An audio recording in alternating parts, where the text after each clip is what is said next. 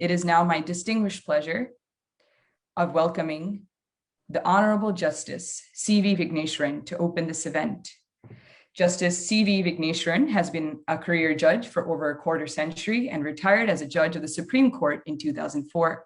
He was among the first in Sri Lanka and elsewhere to have started lectures in law in the Tamil language at a time when law books in Tamil were not available. He was the first chief minister of the first Northern Provincial Council, having been elected with a record 133,000 odd votes in September of 2013. Mr. Wigneswaran has written several articles in law, religion, and social themes, both in English and in Tamil. A number of literary contributions have been published serially in newspapers. He has been an office bearer in a number of social, literary, religious organizations, apart from being active at the Old Boys Union of Royal College in Colombo.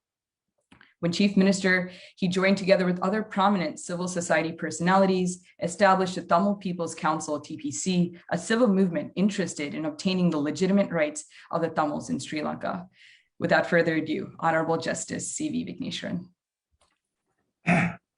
Hello, everybody, and thank you, Abhirami, for those lovely words.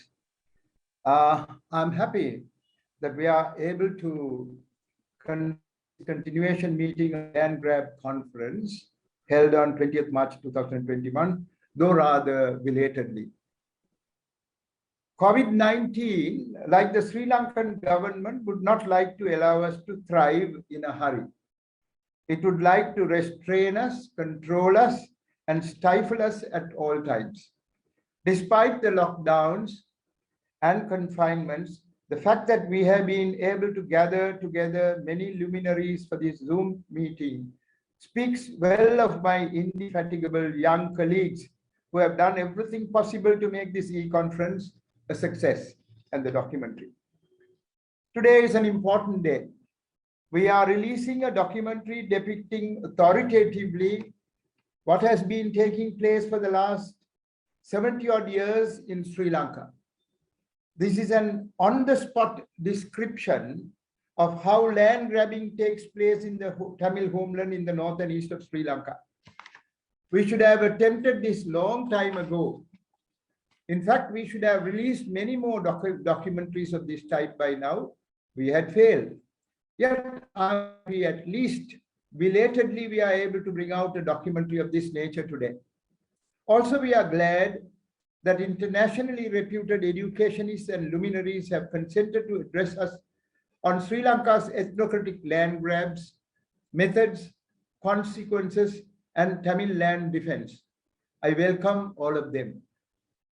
We have with us a very senior Tamil politician, Mr. R. Sambandhan, who was the leader of the opposition in Sri Lanka, presently the leader of Tamil National Alliance and my colleague in Parliament, who was instrumental in dragging me politics in 2013 and for whom I always had great regard and love for.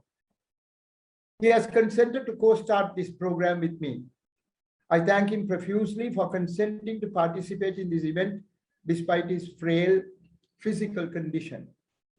Mr. Sambandhan, who represents the capital of the Tamil homeland, Trincomalee, in Parliament, has been privy to the land grabs that took place in the north and east from 1948 onwards by the successive Sri Lankan majority governments through violence and through government-inspired irrigation scheme settlements. From 1956, Mr. Sambandhan has been involved in Sattvic ways of demonstration to get back lost lands. Having realized the importance of this meeting, he has consented to participate in this event. Let me thank him again for consenting to be with us today. We also have with us today a world-famous researcher and authority on land grabbing, Professor from Israel, who is to give the keynote address. He is famous for his researches on land grabbing and his ability to confront the governments who land grab wherever they may be. He is one who has courageously confronted his own government of Israel for expropriating Palestinian lands. His researches have been published by world-renowned university presses, Stanford University Press and University of Pennsylvania Press. His researches have drawn attention globally. He happens to be the most highly cited Israeli scholar in geography and urban studies, during the past decade or so. Professor Dachel formulated his theory of ethnocratic regimes about 20 years ago. It is still valid as a theory. Having researched the Sinhala hegemonic activities in Sri Lanka against the Tamils and Muslims, including land grabs, Professor has commented that Sri Lanka too is an ethnocratic regime like Israel. It is such a courageous, world-renowned figure who has consented to address us, and we are indeed thankful to him. Next, we have amidst us an important lady. Dr. Medha Patkar is an activist. She has fought for the political and social rights of India, including tribal communities and Dalits, for over 3 decades. She had identified herself with the downtrodden people and had been a strong voice to them. Today, she joins us to raise her voice in favor of our people who have been affected adversely by the activities of the Sinhala majority central governments interested in land grabs in the traditional homelands of the Tamils. Dr. Patkar founded a people's movement called Narmada Bachao Andolan 32 years ago, and had fought for their rights of the rights of the people of Gujarat, Madhya Pradesh, and Maharashtra. She had brought together several people's movements functioning independently in India under one umbrella called the National Alliance of People's Movements, of which she is the head now. We know that Dr. Patkar had raised her concerns earlier with regard to the Tamils and their rights in Sri Lanka. We are delighted to have her as a panelist today. We wholeheartedly welcome her and thank her for accepting our invitation. Next, it gives me immense pleasure to also welcome Mrs. Anuradha Mittal, Executive Director, the Oakland Institute, California, USA, who from 2014 had been researching continuously on land grabs in Sri Lanka and releasing her findings to the world. When human rights violations reached a critical stage in late 2014, Anuradha undertook a very dangerous journey to Sri Lanka, visited many places in the north and east, collected a lot of information and published a research report called The Long Shadow of War, the Struggle for Justice in Post-War Sri Lanka, in early 2015. This report was published in many important journals in Britain, France, USA, and Canada, and in many other countries, and created an awareness about the wrongs committed against us Tamils. Thereafter, she brought out 3 more reports, of which the one brought out early this year in March, titled Endless War, the Destroyed Land, Life, and Identity of the Tamil People in Sri Lanka, which pointed out land grabs in Tamil areas with startling evidence. Her institution, the Oakland Institute, does not only research into land grabs in Sri Lanka, but also Kashmir in India and several African countries, and is held in high esteem the world over. I'm obliged to thank Mrs. Anuradha Mittal on behalf of the Tamil people for bringing out the injustices perpetrated against our people. We have with us another panelist who has done research into the conditions of the Tamils in ThaaiNilam, the northern and eastern parts of Sri Lanka, for several decades, creating awareness the world over.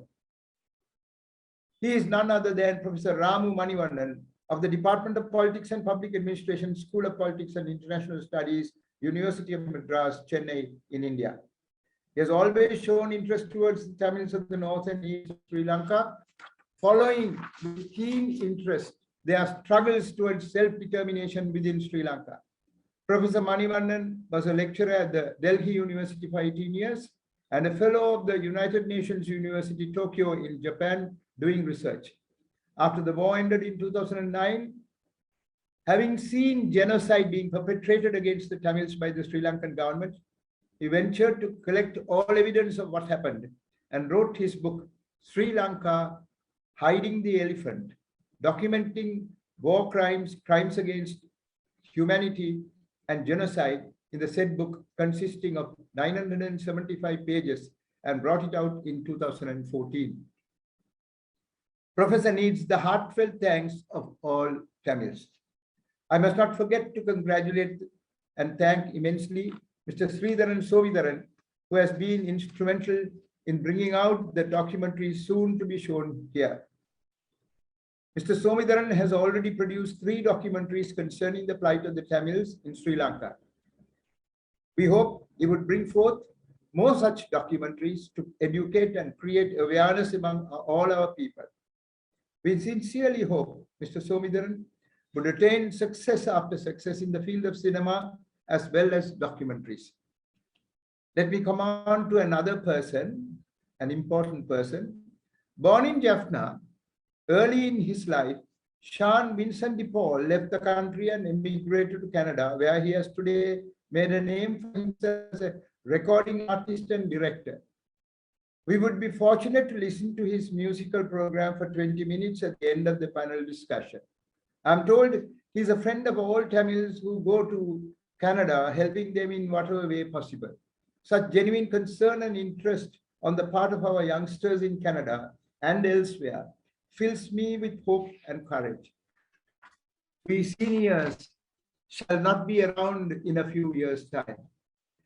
We are youngsters who will carry the flame of freedom and hope. I have confidence in them. People like Sean Vincent de Paul would no doubt enlighten our people through music, describing the injustices committed against our people, and would fight for justice on behalf of our people. May he attain the acme of success in his musical journey. The youngsters who will participate in the discussion regarding the documentary need special. They are our hope for the future.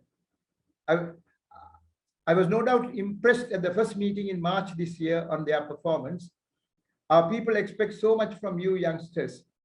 If you could organize yourselves and indefatigably work towards the emancipation of our people, success would be yours. Let me thank Karthikeyan from Tamil Nadu, Sangeet, Sayan, and Divya from the United Kingdom for participating in this conference. Of course, Abhirami Logeswaran, who impressed us at the first meeting in March, would be comparing and coordinating proceedings this time, as you saw her a little while ago. She would be coordinating with Tananyani. Of course, I cannot forget my dear young friends, Lorenzo and Saudia, for being with me throughout the organization of this e-conference, helping me in all respects. A special thanks to both of them. My heartfelt blessings go out to each of my young friends, and may I wish them all great success in all their ventures. There are others who have done human services in organizing this conference. They prefer to remain unsung in the background. It is they who deserve plaudits for the services done and being done, but they prefer to remain anonymous. Thank you to all those unsung heroes. Finally, a word about the GATE. The GATE is an institute for research in Tamil affairs and heritage, which produced today's documentary. They must bring out more and more documentaries and research reports hereafter too.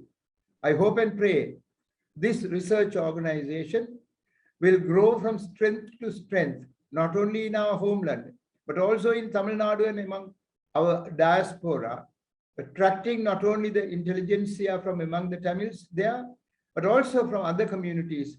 And by their peaceful research, they shall bring out the truth about the cost of the sufferings our people are undergoing, and delving into our history and archaeology, expose to the world the truth of our ancient heritage.